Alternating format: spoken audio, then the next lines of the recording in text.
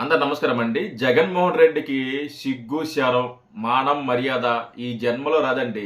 ఎన్నిసార్లు గడ్డి పెట్టినా గానీ, ఎన్నిసార్లు బుద్ధి చెప్పినా గానీ, ఈ మనిషి మారడగాక మారడు.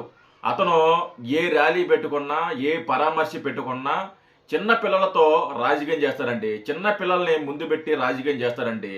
ఈరోజు కూడా ఏదైతే జోగి రమేష్ని పరామర్శించడానికి వెళ్ళేటప్పుడు ఒక చిన్న పాపతో రాజకీయం చేస్తున్నాడండి. అంతమంది జనాల అంటే వైసీపీ సైకోల మధ్యలో అంతమంది జనం ఉన్నారు చుట్టుపక్కల వైసీపీ సైకోళ్ళు. వాళ్ళ మధ్యలోకి ఒక చిన్న పిల్లని తీసుకువెళ్ళారు. ఇది ఎలాంటి రాజకీయమో నాకు నిజంగా అర్థం కాల. మీరు రాజకీయం చేయాలనుకుంటే పరామర్శ చేయాలనుకుంటే ఏదో రకంగా చేసుకోండిరా. చిన్న పిల్లని ఎందుకు అంతమంది సైకోల మధ్య తీసుకువెళ్ళారో నాకే ఇప్పుడు అర్థం కాల. ఏదైనా జరగాలనేది జరిగితే లేదా ఏదైనా తొక్కిసలాట జరిగితే ఆ చిన్న పిల్ల పరిస్థితి ఏముంది? ఏమవుద్ది చిన్నపిల్ల పరిస్థితి?